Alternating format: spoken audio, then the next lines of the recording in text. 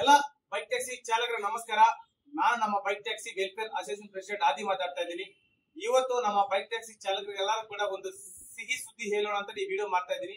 ಏನು ಅಂತಂದ್ರೆ, ಇದೇ ತಿಂಗಳ 5ನೇ ತಾರೀಕಿಂದ ಏನ್ ಇದುವರೆಗೂ ಕೂಡ ಈ ಸಾರಿಗೆ ಇಲಾಖೆಯವರು ನಮ್ಮ ಗಾಡಿನ ತಡೆದು ಸೀಸ್ ಮಾಡ್ತಿದ್ರು. ಅದ್ರ ಪರವಾಗಿ ನಾವು ಹೈಕೋರ್ಟ್ಗೆ ಒಂದು ಪಿಟಿಷನ್ ಮಾಡಿದೀವಿ. ಆ ಪಿಟಿಷನ್ ಬಂದ್ಮೇಲೆ ನಮ್ಮ ಬೈಕ್ ಟ್ಯಾಕ್ಸಿ ಯಾವುದೇ ರೀತಿಯಲ್ಲಿ ಕೂಡ RTOದವರು ಯಾರು ಹಿಡಿಬಾರ್ದಂತಾನೆ ಒಂದು ಆರ್ಡರ್ ಬಂದಿದೆ. ಇದೇ ವರ್ಷದಲ್ಲಿ ನಾವು ಮಾರ್ಚ್ ಅಲ್ಲಿ ಇದೇ ರೀತಿಯಲ್ಲಿ ಒಂದು ಆರ್ಡರ್ ಕಾಪಿ ತಗೊಂಡ್ ಬಂದಿದ್ದೀವಿ. ಅದನ್ನು ಮೀರಿ ಇವರು ಮತ್ತೆ ಗಾಡಿಗಳು ತಡೆದು ಸೀಸ್ ಮಾಡಿದ್ದಾರೆ. ಸೊ ಇವಾಗ ಕೊಟ್ಟಿರೋ ಆರ್ಡರ್ ಅಲ್ಲಿ ಯಾವುದೇ ರೀತಿಯಲ್ಲಿ ಸೀಸ್ ಮಾಡಿದಲ್ಲಿ ಅವ್ರ ಮೇಲೆ ಕಠಿಣವಾಗಿ ಕ್ರಮ ತಗೊಳ್ತೀನಿ ಅಂತ ಹೈಕೋರ್ಟ್ ಹೇಳಿದೆ. ಓಕೆನಾ?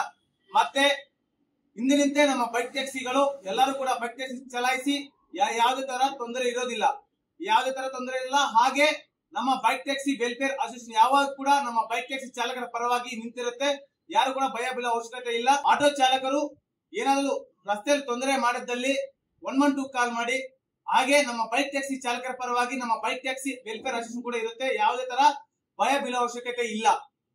ಜೈ ಬೈಕ್ ಟ್ಯಾಕ್ಸಿ, ಜೈ ಬೈಕ್ ಟ್ಯಾಕ್ಸಿ, ಜೈ ಬೈಕ್ ಟ್ಯಾಕ್ಸಿ, ಜೈ ಬೈಕ್ ಟ್ಯಾಕ್ಸಿ.